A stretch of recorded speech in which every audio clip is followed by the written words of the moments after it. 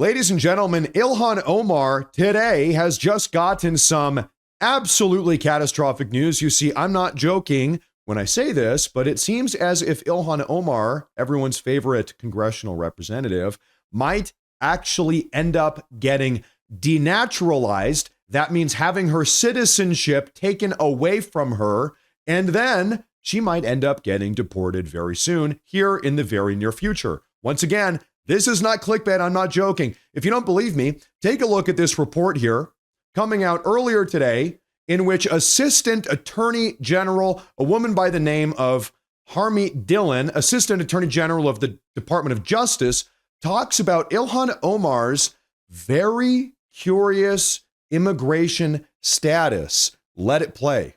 To see her contempt and right next to her, Rashida Tlaib, another person with an immigrant background.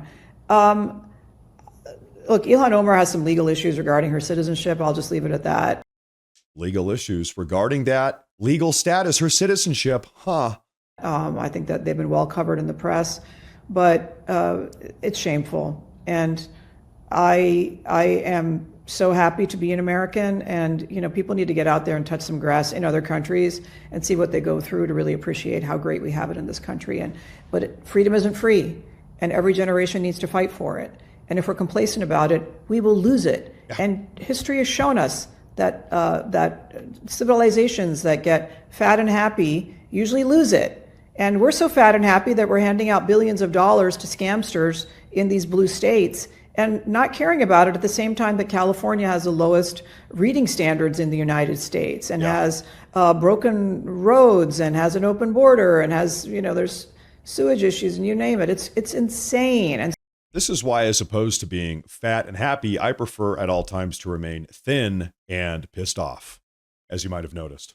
So we cannot take this beautiful country for granted. I will not, as long as I draw breath, always be very proud to be an American and fight for what America means and why my parents brought me here to this country. Yeah, that was an interesting answer. Could you elucidate at all for us on these citizenship issues for Ilhan Omar? Will we ever see anything on that?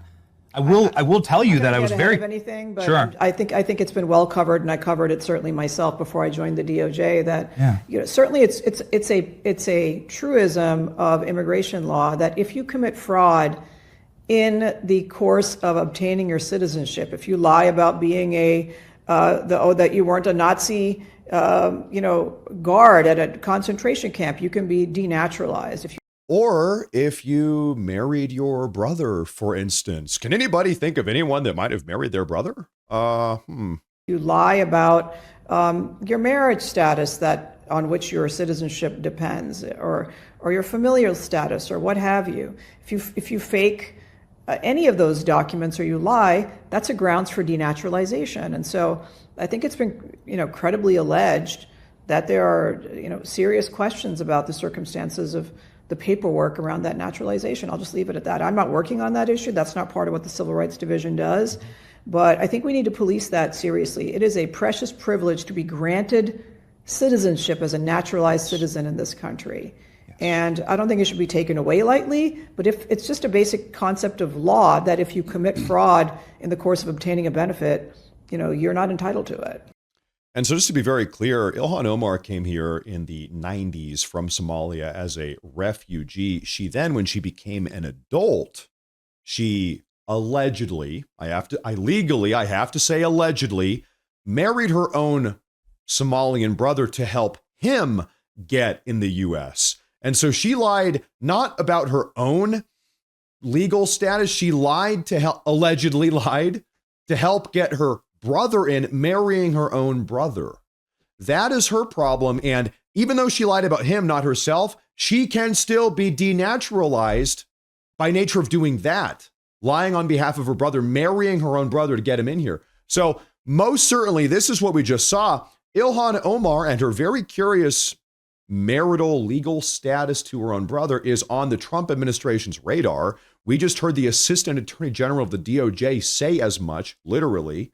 But not only that, Ilhan Omar is on President Trump's radar as well. In fact, ladies and gentlemen, take a look at what President Trump himself had to post on Truth Social just literally 2 days ago. He said, When you watch low IQ Ilhan Omar and Rashida Tlaib as they screamed uncontrollably last night, this is at the State of the Union, such an important and beautiful event, they had the bulging, bloodshot eyes of crazy people, lunatics, mentally deranged and sick who, frankly, look like they should be institutionalized. Listen to this, though.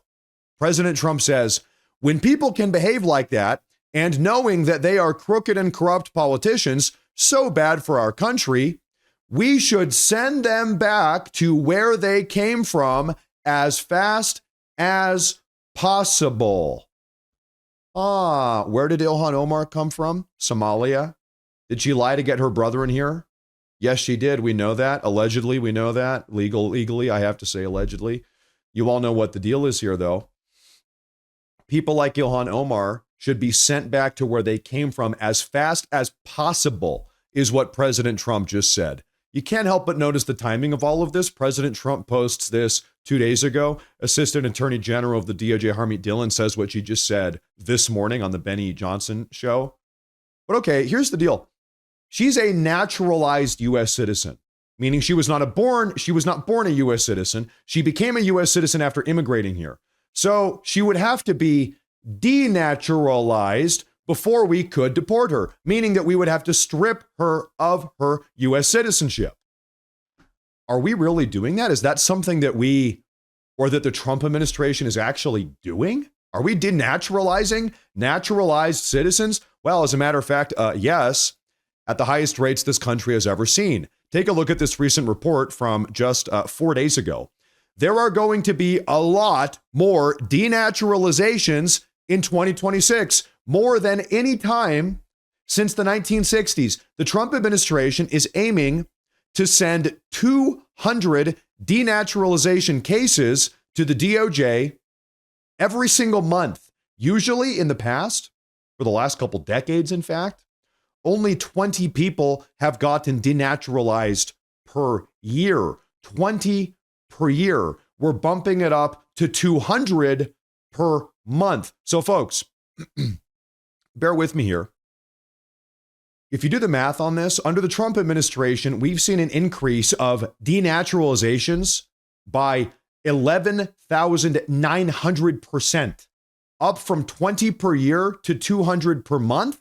That is an increase.